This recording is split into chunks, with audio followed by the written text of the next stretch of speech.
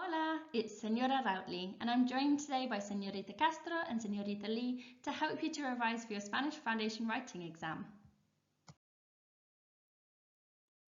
Here are the dates for your November mocks.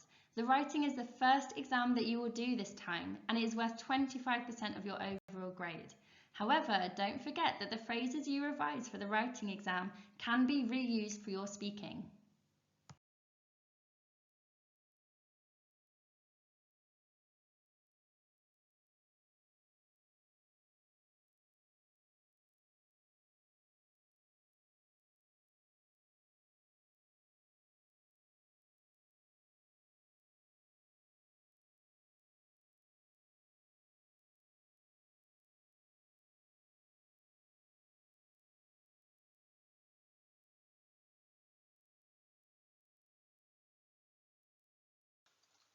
The great thing about the writing exam is that there are no tricks.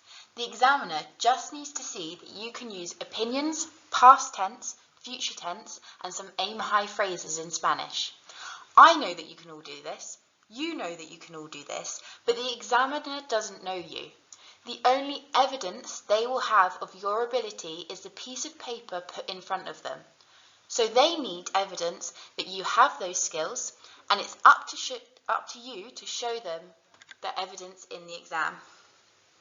If we have a look at the grade boundaries from 2019, we can see that you needed 40 marks out of 60 for a grade 5. However, to pass the exam, you need just over half marks. So if you make sure that you've learnt your opinions, past tenses and future tenses ready for the exam tomorrow, you should be absolutely fine. As we always tell you, of course you need knowledge to be successful in your exams, but you also need to think very strategically. So the top tips for writing exam are choosing the essay that you know the most vocabulary for. So make sure you read the question carefully. On the foundation paper, they give you a choice for question 2 and a choice for question 3. Don't end up answering every single question on the paper. Choose the question that you think you can be the most successful at. Remember, the examiner doesn't know you, so don't show what you don't know. If you're not very strong on the environment topic and there is another question about school that you are good at, then do that one. Show them what you're good at. Number 2, you can memorise phrases at home, and as soon as you get into the exam, you could write a checklist at the top of the paper.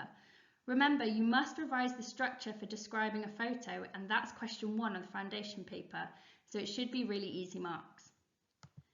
Number 3, it's a good idea to start with question 3 because it's worth 20 marks. Remember, we definitely want to be scoring around 40 out of 60 to safely pass. So if you do well at question 3, you will have scored the bulk of your marks already. So spend a lot of time on that one. It's question 3 and it needs to contain 3 things: past, opinion and future. Tip number 4. If you break the translation down into grammar points rather than word by word, that will make it easier to solve. For example, when you're reading the sentences and they say something like, yesterday I went, and in your head straight away you should be thinking, okay, the examiner is testing my knowledge of the past tense here. Don't start worrying, oh, I've never heard the word for went in Spanish. Because once you've established that, you have to provide an answer in the past tense, then you can think about an appropriate verb to use. Tip number 5. If you have time at the end, check for common mistakes. For example, verb endings. When you're writing about yourself in the first person, all verbs will end in O. But if you're writing about your brother or your friend, the verb will typically need to end in A or E. However, if you're talking about a group of people in the present tense, for example, they are eating, it's often an or en. For example, hablan or comen. So just check for typical mistakes. Number 6, make sure that you use opinions, past and future. I always remind foundation pupils that the exam makes it easy for you to remember. Question 1 has one important thing, opinions. Question 2 has 2 important things, opinion and future. Question 3 has 3 important things, opinions, past and future. So when you're doing question 3, you have to make sure that you can use past and future tense along with opinions, otherwise you will miss out on the best marks. And my final tip is to use your speaking preparation. You have memorised a lot of really good phrases for your speaking exam in the past, so put them into your writing exam. The same person will not be marking your speaking and your writing exam for the real thing. So practice it on this set of mocks.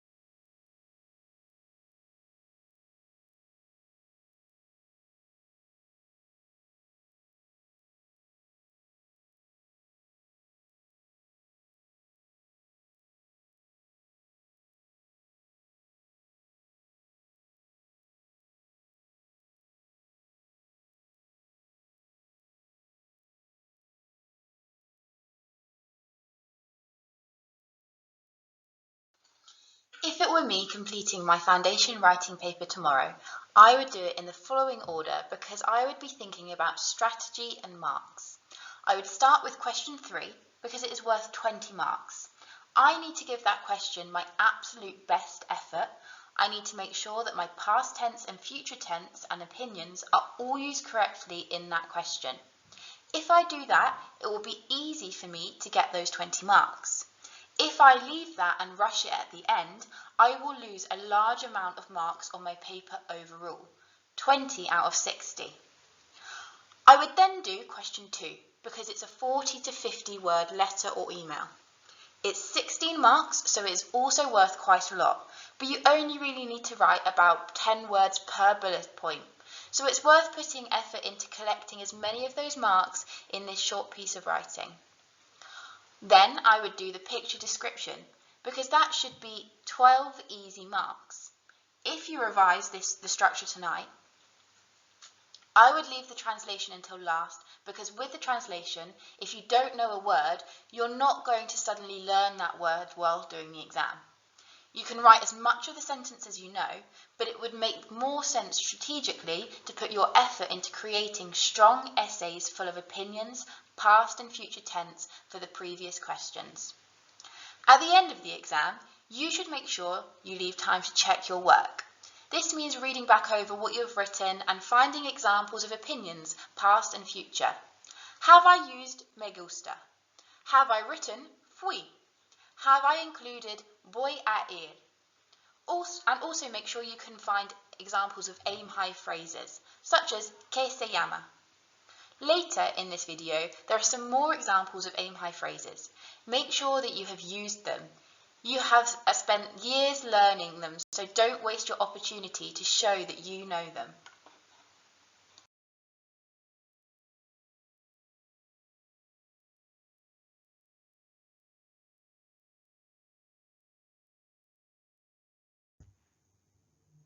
As previously mentioned, question 3 needs you to show 3 important things: opinions, future, and past. Question 2 needs you to show 2 important things: opinions and future tense. Question 1 needs you to show 1 important thing: opinions. Don't be the student who forgets to give an opinion on the picture description. The question number helps you to remember all the crucial points you need to make in the exam.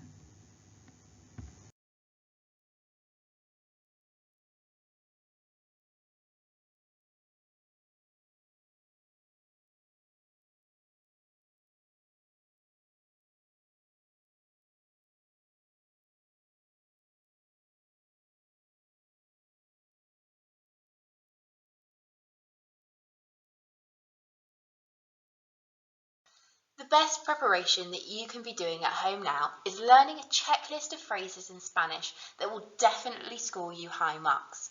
Here are some examples from previous pupils. Pause now and write down the opinion, past and future phrases that you already know.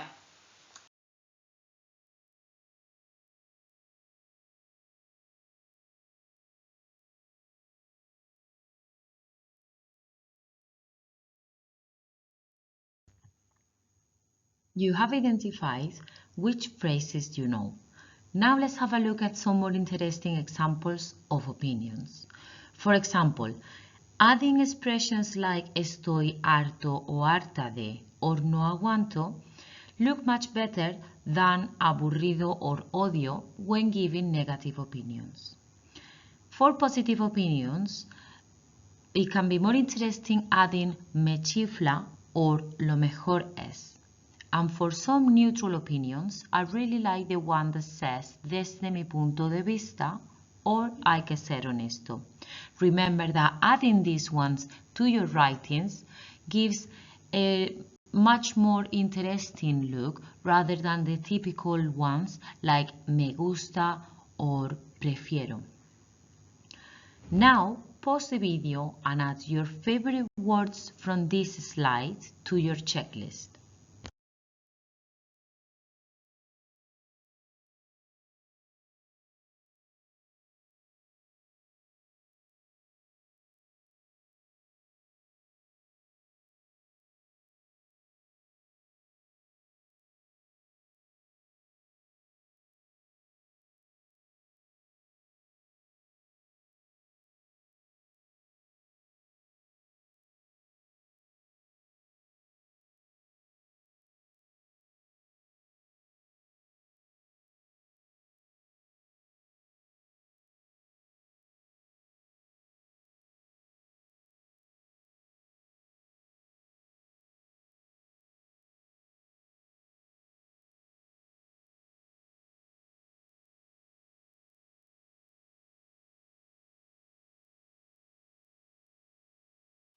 Don't forget to add some intensifiers, qualifiers and frequency adverbs to your writing.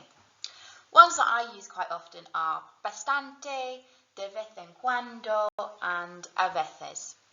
Pause now and add your favourite ones to your checklist.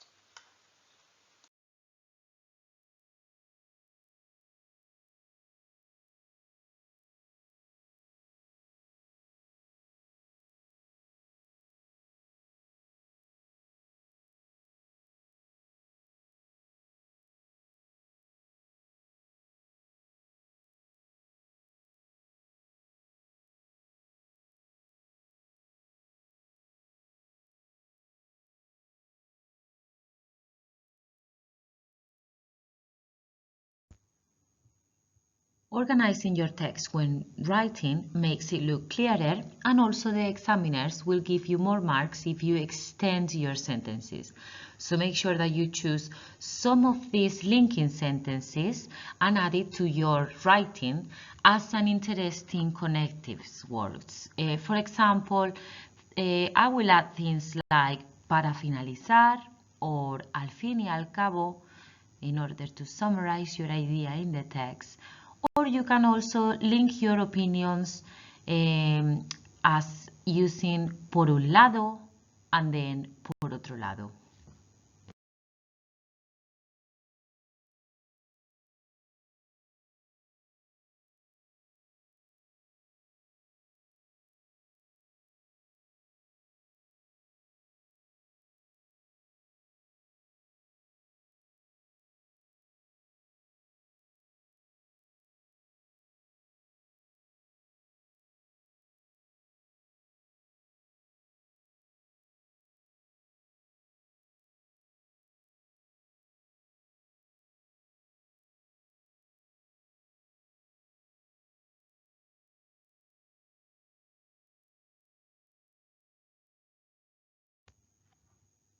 The first question that you will find will be a picture description, something that we've done many times in class. In order to get 12 easy marks, remember to use our structure what, where, action, and emotion. So, in the what is what is in the photo, for example, en la foto hay. Where will be the location that you can see from the photo, for example, pienso que están en el insti. The action will be always using the gerunds, so the end do, diría que están trabajando, o diría que están estudiando, etc. The emotion will be what it looks like to you. For example, parece que están contentos or parece que están concentrados. You can also add extra phrases such as the weather or their clothes, but don't forget to add the opinion. As Señorita Castro mentioned in the last slide, giving your opinion is absolutely essential on the first question for photo description. This is where it differs slightly from the speaking exam because you must include an opinion on the thing mentioned in the question. So as you can see in this example, it says describe la foto y da tu opinión sobre la lectura. This is asking you to give your opinion about reading. So we can start with a simple opinion such as me gusta leer en papel, and the best answers would give a reason for that as well, using porque es, for example. Do not forget to include an opinion at the end of your photo description. On the topic of opinions, we can think about how to extend our answers. We know that opinions must be used in questions 1, 2 and 3 for the writing exam, but giving a simple opinion is not going to get you as many marks as you would need to pass the exam. So we need to be able to extend it. One way we can do this is using the YMCA. The YMCA helps you to develop your answers as much as possible. We start with mentioning what you think, what is your opinion. So mention your idea. Then we mention someone else, for example, my friend or my family. So we could say, pero mi amigo, but my friend thinks something else. We can then contrast the idea, so give a different opinion to that of your friend or your family member, using sin embargo to say however. And finally, we add any additional information we can think of, such as examples, using también to say also. For example, we've got me encanta ir al café, that is your opinion. Pero mi madre me dijo que son demasiados caros. But my mum told me that they are too expensive. That is mentioning somebody else. Sin embargo, ella no puede cocinar. However, she can't cook. This is contrasting the idea. And finally, we are adding information with también no como nunca en los restaurantes, saying also I never eat in restaurants. So this is a much more developed opinion rather than just saying I love going to the cafe. So if you are a little stuck on how to develop your answers, think of the YMCA. We need to think of some basic opinion phrases that we can use in any situation. You probably already have some that you use regularly, but I've got a few examples for you now. We can use sentence starters such as honestamente, hay que ser honesto, según mi amigo, or para mí. We probably know some adjectives and some other opinion phrases as well, but to make your opinion stand out, we could use some intensifiers such as tan, bastante, muy o realmente, or even un poco.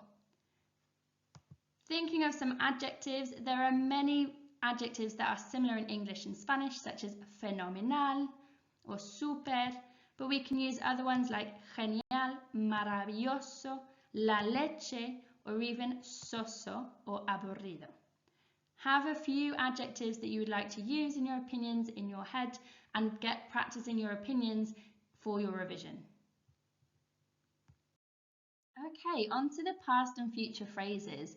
If you remember, these will come up in the third question definitely. In the second question, you will need to be using future as well as opinions. We've been using past tense for a long time now, and you've been using it in your registers quite recently. So when you are giving a past tense phrase, think of those basic ones that you really know how to use and get the accurate ones in first. We could use things like visité, I visited, hice, I did, comí, I ate, or bebí, I ate. If you want to extend your ideas and show off a little, perhaps try using these in the we form. So, visitamos, hicimos, comimos, bebimos. It's also a good idea to include an opinion in the past tense. To do this, we can say fue, to say it was. If you know 2 or 3 past tense verbs off by heart, get those in as soon as you can in your question, and you will be able to show the examiner that you do know how to use the past tense. Something you could do to show off your past tense knowledge is use the imperfect tense. This is a past tense that we've been using recently in lessons. We could start these with the phrase cuando era pequeño or pequeña, to say when I was younger. Then we can use one of these 2 phrases followed by an infinitive. This is the easiest way to use the imperfect tense. We could say, me gustaba visitar. I used to like to visit. Or, solía comer. I used to eat something. We could also, if you have a few in mind, use the imperfect tense without me gustaba and solía. We could say comía or jugaba to say I used to eat or I used to play something. On to the future tense. Remember, this comes up in question 2 and question 3. We need to have a few set phrases that we can use just like in the past tense. Some of the easy ones we can use are me gustaría plus an infinitive again, such as me gustaría ir, I would like to go. We could use voy a to say I'm going to do something. Voy a visitar. Notice that both of these future tense examples are using infinitives, ir and visitar.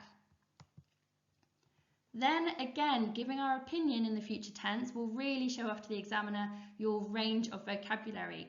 We could use the phrase será to say it will be. We could use some more complex future tense phrases such as this one here. Si fuera rico, me gustaría plus an infinitive. This is actually using a high-level phrase for a complex tense at the beginning to say, if I were rich, I would like to do something. Using that conditional tense, we could say sería to say it would be and give our opinion in the future. If there are some new phrases here, write them down now, pause the video and practice using them in a variety of topics.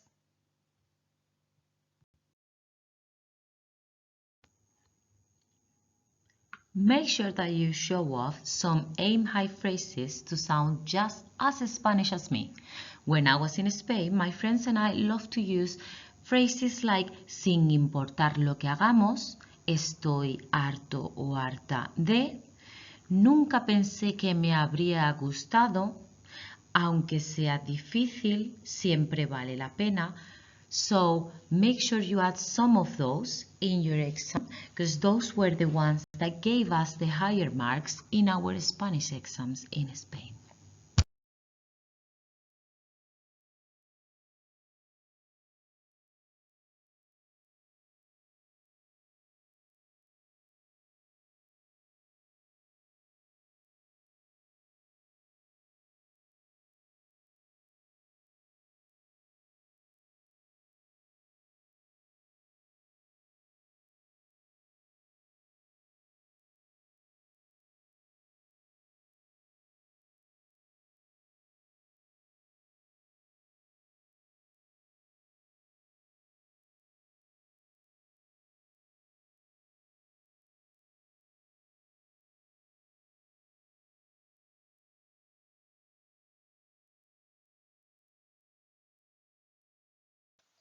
Don't forget to revise key question words such as ¿dónde?, ¿por qué?, ¿cuándo?, ¿cómo? They will help you to understand the bullet points. Here are some examples of previous bullet points which contained these words.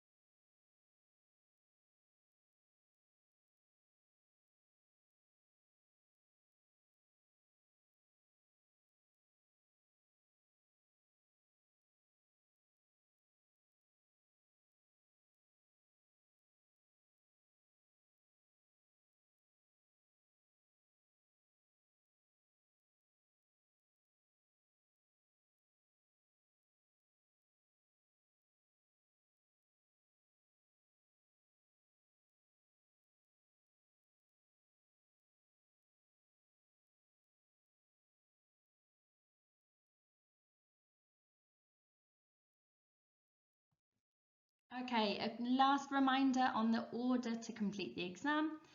So as soon as you open the exam, the first thing that we should be doing is looking at the question 3, that is the 80 to 90 word crossover question. This is the one worth the most amount of marks, it's the one we should be spending the most time on.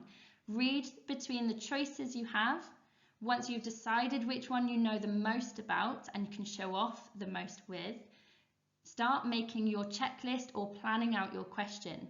To do this, you can look at the questions and look for the following opinions, past and future bullet points. As you can see on this first example, we've got 2 opinion points and a past and a future. Make as many notes as you want to at the top of the page, including your checklist of high-level phrases that you really want to include. Once you've done that for your question 3, move on to question 2. Have a look at the options again and make notes on the one that you would like to answer. Once you've completed both question 3 and question 2, then go on to the 2 lots of 12 easy marks. That is the picture description for question 1 and the translation at the end. The picture description should be an easy 12 marks. We practiced this many times before and we know the structure. Don't forget an opinion on the picture description. And the translation, if you remember, is looking for specific grammar points. So it might be looking for you to answer in the past tense. It might be looking for you to mention other people and use the third person. Or it could be asking for the future tense or mentioning other opinion phrases as well. So look for what it wants you to answer and answer it as best you can.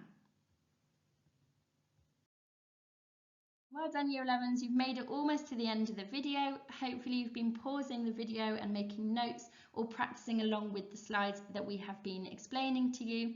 The final thing that you could do for your revision is using the platform Vocab Slam. This is just for you guys at the Regis School, so make the most of it.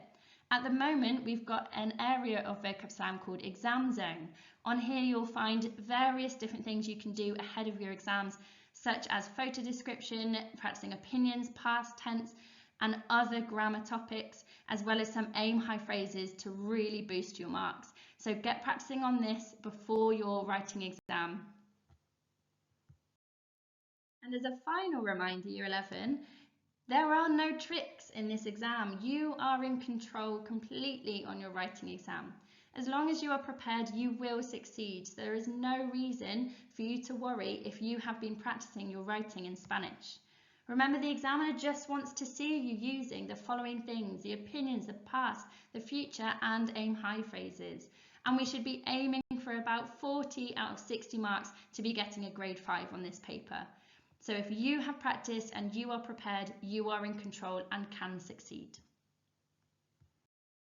Now it's up to you, Year 11, to show off everything that you know. Thank you for listening to me, Señorita Castro and Señorita Lee, and buena suerte!